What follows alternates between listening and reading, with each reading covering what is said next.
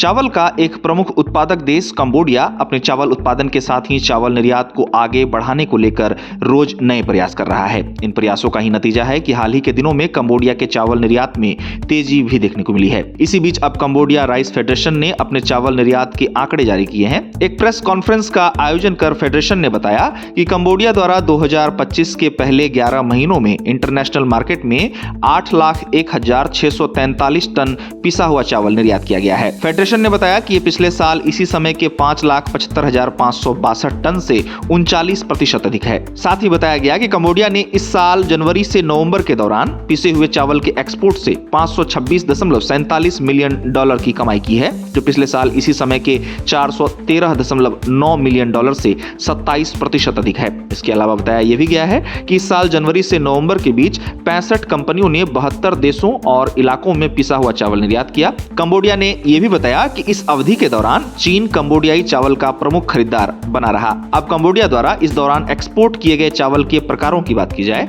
तो फेडरेशन द्वारा जारी प्रेस रिलीज में बताया गया है कि इस अवधि के दौरान कंबोडिया द्वारा 65.15% खुशबूदार चावल, 16.07% टूटा हुआ चावल, 14.79% सफेद चावल, 2.07% उबला हुआ चावल, 1.46% ऑर्गेनिक चावल और 0.46% दूसरे तरह का चावल निर्यात किया गया। चीन के कंबोडियाई चावल के प्रमुख खरीदार बने रहने को लेकर कंबोडिया के कॉमर्स मिनिस्ट्री के सेक्रेटरी ऑफ स्टेट और स्पोक्सपर्सन पेन सोबिशिएट कहते हैं कि रीजनल कॉम्प्रिहेंसिव इकोनॉमिक पार्टनरशिप यानी कि RCEP एग्रीमेंट और कंबोडिया चीन फ्री ट्रेड एग्रीमेंट ने चीन और दूसरे RCEP देशों को कंबोडिया के एग्रीकल्चरल एक्सपोर्ट के लिए एक मजबूत नींव रखी है। उन्होंने कहा कि इन ट्रेड डील्स के तहत कंबोडिया में बने प्रोडक्ट्स खासकर चावल, पीले केले, आम, लॉन्गेन, पेपरकॉर्न और ड्यूरियन जैसे क्वालिटी वाले एग्रीकल्चरल प्रोडक्ट्स को प्रेफरेंशियल टैरिफ के साथ चीन को एक्सपोर्ट किया गया है। गौरतलब है कि कंबोडिया दक्षिण पूर्वी एशियाई देश है जो चावल उत्पादक देशों की सूची में